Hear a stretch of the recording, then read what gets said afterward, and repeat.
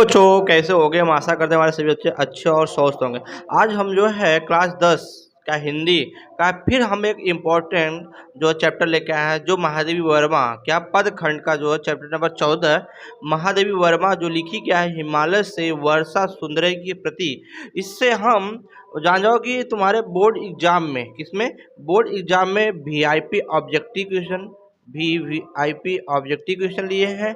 इसके साथ इसमें जो है 2 व 3 नंबर का जो तुम्हारा प्रश्न आता है इस चैप्टर से, वो भी मैं इस वीडियो के अंदर कराएंगे।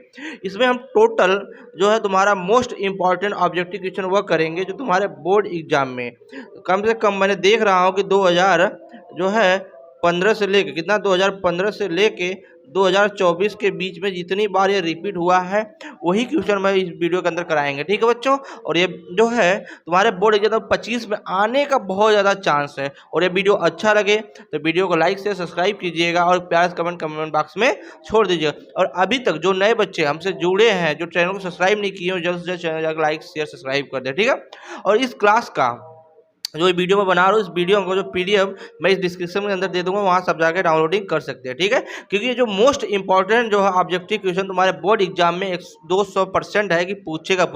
मान लो कोई महादेवी वर्मा से कि तुमको पता है 20 नंबर का जो तुम्हारा पेपर होता है वो ऑब्जेक्टिव होता है, 20 जो है नंबर का पेपर ऑब्जेक्टिव होता है, 20 क्वेश्चन आता है। तो जानो तो महादेवी वर्मा से कोई भी क्वेश्चन आएगा तो जो मैं पढ़ा रहा हूँ इसी से आएगा, ये मेरी 100% गारंटी है। ठीक है बच्चों, चलते पहले प्रश्न तक। पहला प्रश्न हमारा क्या करा है? पहला प्रश्न बोला है कि महादेवी वर्मा हिंदी साहित्य के किस काल की कवित्री है? बताओ, महादेवी वर्मा हिंदी साहित्य के किस काल की कवित्री है बच्चों? तो बताओ, वो जो है छायावाद काल की कवित्री है। किसकी? छायावाद काल की कवित्री है, मतलब पहला ही सही है। हम बढ़ते हैं प्रश्न नंबर 2 की तरफ। प्रश्न नंबर 2 हमारा क्या करा है? प्रश्न नंबर 2 हमारा यहाँ से करा है कि महादेवी वर्मा का जन्म काल कब था? जन्म काल कब था? बताओ, महादेवी जी का जो जन्म कब हुआ था? तो महादेवी वर्मा का जो जन्म हुआ था, जल्दी बताओ कमेंट में। तो 1907 ईस्वी में हुआ था। कब हुआ था? 1907 ईस्वी में हुआ था, और 80 वर्ष की आयु में जो है वो देहांत कर गई थी। ठीक है, हम बढ़ते प्रश्न नंबर 3 की तरफ। प्रश्न नंबर 3 हमारा क्या है? प्रश्न नंबर 3 बोला है कि महादेवी वर्मा का जन्म स्थान कहाँ पे है? बताओ, महादेवी वर्मा का जन्म स्थान कहाँ पे है बच्चों? तो महादेवी वर्मा का जो जन्म स्थान है वो जो फर्रुखाबाद है। कहाँ पे है? फर्रुखाबाद है। ठीक है, हम बढ़ते हैं प्रश्न नंबर जो है 4 की तरफ। प्रश्न नंबर 4 हमारा क्या है? प्रश्न नंबर 4 जो हमारा बोला है कि महादेवी वर्मा का निधन कब हुआ था? बताओ, महादेवी वर्मा का निधन कब हुआ था? हमने बताया ना कि 80 वर्ष की आयु में उनका जो है उनकी निधन हुआ था। 1907 में जन्म लिए थे, तो 1987 ईस्वी में उनका मृत्यु हुआ था। कब हुआ था? 1987 ईस्वी में जो है महादेवी वर्मा का मृत्यु हुआ था। ठीक है, हम बढ़ते हैं प्रश्न नंबर जो 5 की तरफ। प्रश्न नंबर 5 हमारा क्या करा यहाँ से? प्रश्न नंबर 5 बोल रहा है कि यामा किसकी रचना है? बताओ, यामा किसकी रचना है? यामा जो है महादेवी वर्मा की रचना है। ठीक है, यामा किसकी रचना है? महादेवी वर्मा की रचना, मतलब क हमारा सही है। बढ़ते प्रश्न नंबर जो है 6 की तरफ। प्रश्न नंबर 6 हमारा क्या है? प्रश्न नंबर 6 जो हमारा यहाँ बोला है कि यामा की महादेवी वर्मा जी के कौन सा पुरस्कार प्राप्त हुआ था? जब यामा लिखी थी उनके बाद उनको कौन सा पुरस्कार दिया गया था? जल्दी बताओ कमेंट में। तो ज्ञानपीठ पुरस्कार दिया गया था। कौन सा पुरस्कार दिया गया था बच्चों? बताओ, ज्ञानपीठ पुरस्कार दिया गया था, मतलब 6वां ख सही है। बढ़ते प्रश्न नंबर जो है 7 की तरफ। प्रश्न नंबर 7 क्या करा है? प्रश्न नंबर 7 जो यहाँ से बोल रहा है कि महादेवी वर्मा का ज्ञानपीठ पुरस्कार कब प्राप्त हुआ था? बताओ, महादेवी वर्मा का जो ज्ञानपीठ पुरस्कार कब प्राप्त हुआ था? तो बताओ, वो उनका प्राप्त हुआ था 1987 ईस्वी में ही प्राप्त हुआ था। कब? जब मृत्यु जो के उपरांत ही उनको मिला था, मृत्यु से थोड़ा पहले। ठीक है, हम बढ़ते हैं प्रश्न नंबर जो 8 की तरफ। प्रश्न नंबर 8 हमारा क्या है? प्रश्न नंबर 8 जो हमारा यहाँ से बोल रहा है कि निम्न में से कौन सा छायावादी कवि है? बताओ, निम्न से कौन सा छायावादी कवि है? तभी मैंने बताया कि महादेवी वर्मा जो है छायावादी कवि थी। कौन सा था? ग सही है। ठीक है, छायावादी कवि कौन थी? तो महादेवी वर्मा थी। प्रश्न 9 को देखते हैं। प्रश्न नंबर 9 हमारा क्या है? प्रश्न नंबर 9 जो हमारा यहाँ से बोल रहा है कि महादेवी वर्मा की रचना सर्वप्रथम किस पत्रिका में प्रकाशित हुई थी? बताओ, कौन सी ऐसी पत्रिका जिसमें प्रकाशित हुई थी? तो इनमें से सरस्वती में नहीं हुई थी, आनंद कदम में इसमें भी नहीं हुई थी, चांद में नहीं हुई थी, मतलब इनमें से कोई नहीं, मतलब हमारा डी आंसर यहाँ से सही है, इनमें से कोई नहीं है। ठीक है, हमारा जो यहाँ से डी सही है। हम बढ़ते प्रश्न नंबर जो 10 की तरफ। प्रश्न नंबर 10 हमारा क्या? प्रश्न नंबर 10 हमारा जो यहाँ से बोल रहा है कि निम्न में से किस पुरस्कार से महादेवी वर्मा को सम्मानित किया गया था? बताओ, कौन सा पुरस्कार था? तो क्या था? ज्ञानपीठ था। अभी मैंने बताया ज्ञानपीठ कब मिला था? 1987 ईस्वी में मिला था। ठीक है, और उनका इसी समय मृत्यु भी हुआ था। याद रखना, ज्ञानपीठ से पुरस्कार से उनको सम्मानित किया गया था, मतलब 10वां क सही है। हम बढ़ते प्रश्न नंबर 11। प्रश्न नंबर 11 हमारा क्या करा है कि वर्षा सुंदरी के प्रति रचनाकार का क्या कारण था, बताओ। वर्षा सुंदरी के प्रति के रचनाकार कौन है, जल्दी बताओ। तो कौन है भैया, कौन है बताओ बच्चों, कमेंट में जरूर बताओ। तो महादेवी वर्मा है, ठीक है, मतलब 11वां ख सही है। हम देखते हैं प्रश्न नंबर जो है 12। प्रश्न नंबर 12 क्या बोल रहा है यहाँ से कि वर्षा सुंदरी के प्रति रचनाकार, और 2 बार आगे कोई बात नहीं, कभी भी हो जाता है टाइपिंग में, 2 बार कोई ना, ठीक है। हम बढ़ते हैं प्रश्न नंबर जो 13। प्रश्न नंबर 13 क्या है, प्रश्न नंबर 13 जो हमारा यहाँ बोल रहा है कि हिमालय के कवि शीर्षक के मध्य कवित्री किन भावों का उपदेश देना चाहती थी, बताओ किन भावों का उपदेश देना चाहती थी। पहले बात करुणा का भाव देना चाहती थी, बात सही है। दया का भाव भी देना चाहती थी, कोमलता का भाव देना चाहती थी, मतलब इनमें सभी, मतलब कौन सा ऑप्शन सही है बेटा, यहाँ से घ सही, मतलब सभी का वो देना चाहती थी उपदेश, ठीक है। हम बढ़ते हैं प्रश्न नंबर जो 14 की तरफ। प्रश्न नंबर 14 हमारा क्या है यहाँ पे, बोला कि जगती की मुख प्यास में कौन सा अलंकार है, जल्दी बताओ। जगती के मुख प्यास में कौन सा अलंकार है। तो अलंकार को भी मैं बहुत डिटेल में पढ़ाया हूँ। जो अनुप्रसार अलंकार है, कौन सा है, अनुप्रास्त अलंकार है, मतलब हमारा यहाँ 14वां क सही है, ठीक है। हम बढ़ते हैं प्रश्न नंबर 15 की तरफ। प्रश्न नंबर 15 हमारा क्या है, प्रश्न नंबर 15 यहाँ से देखते हैं कि मन ले करुणा के था नाप उस पर पासर दृढ़ में बिहान नामक पंक्ति किस कविता से उद्गृत है, बताओ किस कविता से उद्गृत है बच्चों, जल्दी बताओ कमेंट में। तो वह हिमालय से उद्गृत है, किससे, हिमालय से उद्गृत है, ठीक है, मतलब हमारा 15वां ख सही है। बढ़ते प्रश्न नंबर 16 की तरफ। प्रश्न नंबर 16 हमारा क्या है, प्रश्न नंबर 16 यहाँ से बोल रहा है महादेवी वर्मा का जन्म उत्तर प्रदेश के किस जिले में हुआ था, बताओ उत्तर प्रदेश के किस जिले में हुआ था, कमेंट में जरूर बताओ। महादेवी वर्मा का जन्म तो उत्तर प्रदेश के फर्रुखाबाद में हुआ था। कहाँ, तो उत्तर प्रदेश का एक जिला है जो फर्रुखाबाद, वहां पर उनका जन्म हुआ था, किनका, महादेवी वर्मा का, ठीक है।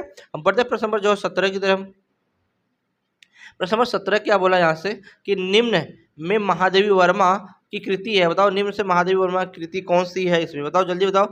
स्वप्न ये तो है ही नहीं, मानसी ये भी नहीं है, निर्जा, हाँ ये कृति है उनकी, कौन सी ये कृति है, ज्ञान संगीत ये भी नहीं है, मतलब उनकी जो आंसर है यहाँ पे कौन सा सही है, मतलब निर्जा उनकी जो है महादेवी वर्मा की कृति है, ठीक है। हम बढ़ते प्रश्न नंबर जो है 18 की तरफ।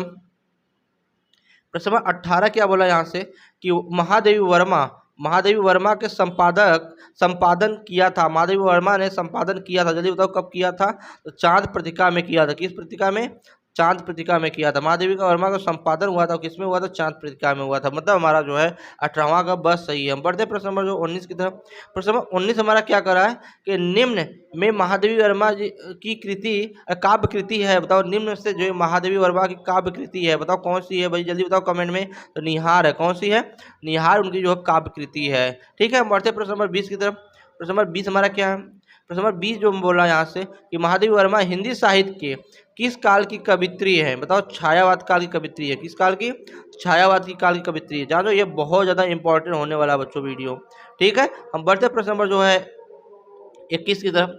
निम्न से कौन सा छायावादी कवि है, बताओ निम्न से कौन सा छायावादी कवि है। तो महा जो है इसमें कौन सी है, जल्दी बताओ कमेंट में। तो जो है हमारी महादेवी वर्मा जो छायावादी कवि है, ठीक है। क्वेश्चन कैसे भी घुमा करना है हमको 20 में 20 जो है इसमें 70 में 70 लाना है, इस बात को याद रखना। और ये जो मैं क्वेश्चन करा रहा हूँ जानो तुम्हारे लिए बहुत इंपॉर्टेंट क्वेश्चन होने वाला है, और अधिक से अधिक अपने फ्रेंड के ग्रुप में, स्कूल ग्रुप, कोचिंग के बारे में शेयर कीजिए, जो तुमको, क्योंकि सभी बच्चे फिजिक्स तो पढ़ लेते हैं, साइंस पढ़ लेते हैं, तुम्हारा मैथ पढ़ लेते हैं, इंग्लिश पढ़ लेते हैं, लेकिन इसी समय उनका जो सामाजिक विज्ञान हो गया, हिंदी हो गया, इस समय बच्चे बहुत ज़्यादा मार खा जाते हैं, जिनका यहीं से परसेंटेज जो है डिक्रीज होने, कम होना स्टार्ट हो जाता है। तो ये उनका तैयार रहेगा तो अच्छा जो है। आपकी बार जो विजन क्लास VI ने मुहिम छेड़ा है, अब की बार 95 पार वो करके दिखाएगा, ठीक है।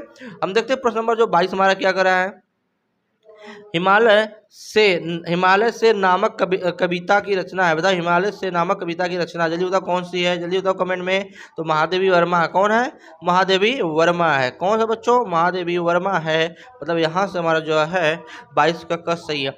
अब इसके बाद हम वो क्वेश्चन करेंगे जो 2 नंबरी और 3 नंबरी में क्वेश्चन पूछता है, ठीक है, मतलब लघु अति लघु वाला क्वेश्चन करेंगे। अब देखो लघु अति लघु वाला क्वेश्चन कैसे पूछता है। अति लघु क्वेश्चन पूछा कि महादेवी वर्मा का जन्म कब और कहाँ हुआ था, ये 1 नंबर में क्वेश्चन हर साल पूछता है, जल्दी बताओ। तो कहाँ हुआ था? महादेवी वर्मा का जन्म जो है, महादेवी वर्मा को जो जन्म है कब हुआ था? 1907 ईस्वी में, और उत्तर प्रदेश का एक जिला है फर्रुखाबाद नगर में हुआ था। कहाँ पे? महादेवी वर्मा का जन्म 1907 ईस्वी में, और उत्तर प्रदेश का एक जिला है फर्रुखाबाद, वहाँ पे हुआ था। और इसके बाद 80 साल के आयु में, कितनी? 80 साल के बाद हुआ जो है उनकी मृत्यु हो गई थी, मतलब 1987 ईस्वी में हुआ था उनका मृत्यु। ठीक है बच्चों, हम बढ़ते हैं प्रश्न नंबर जो है 2 की तरफ। प्रश्न नंबर 2 हमारा क्या कर रहा है यहाँ से कि महादेवी वर्मा संस्कृत में स्नातकोत्तर में उपाधि किस महाविद्यालय से प्राप्त की थी? बताओ किस महाविद्यालय से प्राप्त की थी? तो महादेवी वर्मा जी ने प्रयाग के विश्वविद्यालय से संस्कृत को स्नातकोत्तर उपाधि प्राप्त की थी, और वहीं पर वो अपना जो है लिखना स्टार्ट कर दी थी। ठीक है बच्चों, कब? प्रयाग, कौन सा था स्कूल? प्रयाग विश्वविद्यालय से उसने जो है अपना संस्कृत का जो है प्राप्त की थी उपाधि। ठीक है, हम बढ़ते प्रश्न नंबर 2 की तरफ।